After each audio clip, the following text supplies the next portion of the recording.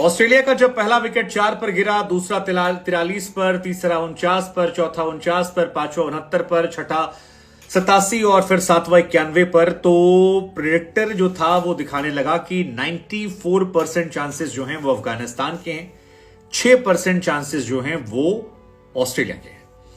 इसके बाद max wall पे एक ऐसी दीवार खड़ी हुई जिसने अफगानिस्तान को इस मैच और संभवतः सेमीफाइनल की रेस से बाहर कर दिया। लेकिन इस मैच में क्या केवल मैक्सवेल अकेली वजह थे जो अफगानिस्तान की हार बने? I mean which is true कि मैक्सवेल बहुत बड़ी वजह थे। इतनी बड़ी वजह, उतनी बड़ी वजह, जितनी बड़ी वजह क्रिकेट के फील्ड पर दर्शकों ने ना पहले देखी थी ना बाद में कहीं दूर दराज दिखाई पड़ती है। और कमेंटेटर ने भी इसलिए बाद में शायद कहा कि मैक्सवेल जो पारी खेल कर आए हैं उन्हें खुद वॉक करके नहीं जाना चाहिए, बेहतर है कि ऑस्ट्रेलियाई आए, कंधे पर बिठाएं और लेकर जाएं, क्योंकि ये पारी स्पेशल अप्रिशिएशन डिजर्व करती है।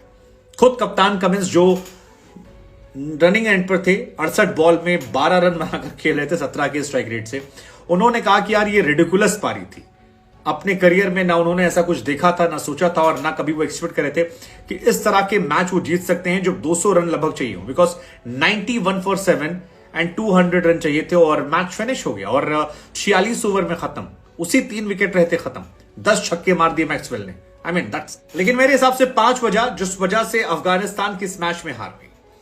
बल्लेबाजी को मैं वजह नहीं दूंगा। बल्लेबाजी अफगानिस्तान ने जो रन बनाए थे वो पिच को, कंडीशंस को देखते हुए आखिर में पूरे लग रहे थे। शुरुआत में आप कह सकते हैं कि पाकिस्तान थोड़ी स्लो थी, 45 ओवर तक जब नबी 233 पर आउट हुए थे, लेकिन राशिद खान ने जो बल्लेबाजी की उसके बाद ऐसा लगा कि शायद कोटा जो है वो पूरा हो गया और अब जरूरत नहीं है। 291 वॉज इनफ इस पिच पर शायद लड़ाई करने के लिए। अब अफगानिस्तान ने जिस तरह लड़ाई शुरू की थी उसको देखते हुए, क्योंकि दे प्लेड आउटस्टैंडिंग क्रिकेट और इब्राहिम जादरान इस मैच में रिकॉर्ड बना ले गए।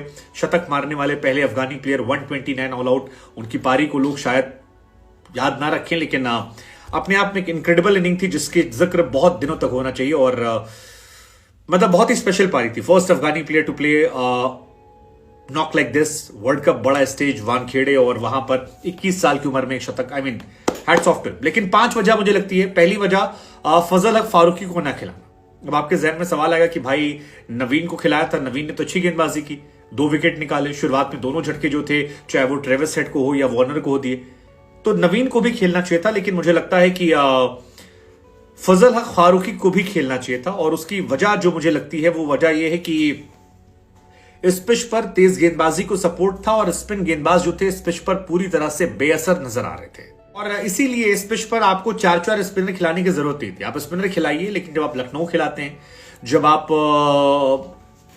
चेन्नई जाते हैं या जहां पर थोड़ा टर्न हो, मुंबई वानखेड़े बल्लेबाजों के लिए स्वर्ग बनाता है और इस स्वर्ग वाले पिच पर फजल हक फारूकी को ड्रॉप करना, जो अच्छी गेंदबाजी कर रहे थे, लौटे थे पिछले मैच में 4 विकेट निकाले थे, तो आई थिंक वो जो एक तेज गेंदबाज कम हुआ उसका असर ये हुआ कि शुरुआत में जब विकेट गिर रहे थे, आपने देखा होगा 4 विकेट बैक टू बैक गिरे, 49 पे 4 गिर गया था और वहां पर वो डोमिनेट कर रहे थे, 49 पे 4 था।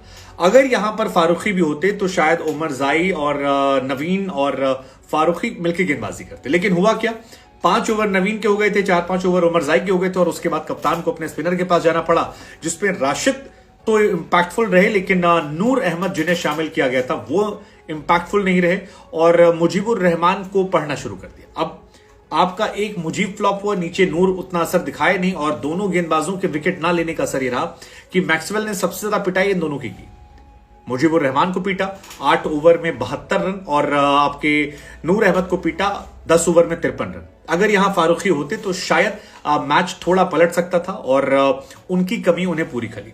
दूसरा रीजन जो मुझे लगता है वो रहा कि जिस तरह से मुजीबुर रहमान ने कैच छोड़ा, मुजीबुर रहमान अगर वो कैच पकड़ लेते, जो लॉलीपॉप कैच था नूर की बॉल पे, आई थिंक वहां मैच खत्म हुआ था, लेकिन नहीं की पकड़ होगी। इवन राशिद की बॉल पर भी एक कैच जो है नबी ने छोड़ा था। सो आई थिंक वो दूसरा एक बहुत ही क्रूशियल स्टेज था जहां पर बहुत बड़ी गलती हुई थी।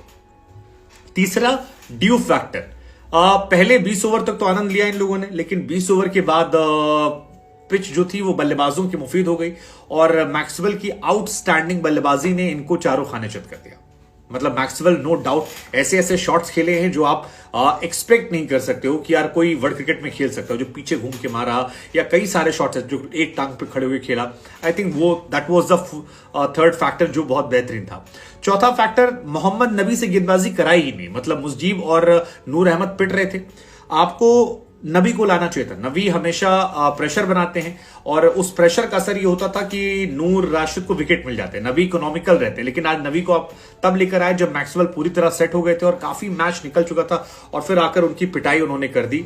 सो आई थिंक वो एक बड़ा फैक्टर हो गया था जो देखने को मिलता। और मैक्सवेल खुद कह रहे थे, मैक्सवेल का अगर आप पोस्ट मैच इंटरव्यू पढ़ोगे तो उन्होंने कहा भी कि यार आई बिलीव कि आई वॉज लकी इनफ कि मुझे खेलने का मौका मिला। मैं ज्यादा खुश होता अगर मैं लकी नहीं होता, लेकिन मैं इस पारी को लेकर प्राउड फील करता हूं। लेकिन फिर भी मुझे लगता है कि मेरा लक फैक्टर जो था वो था।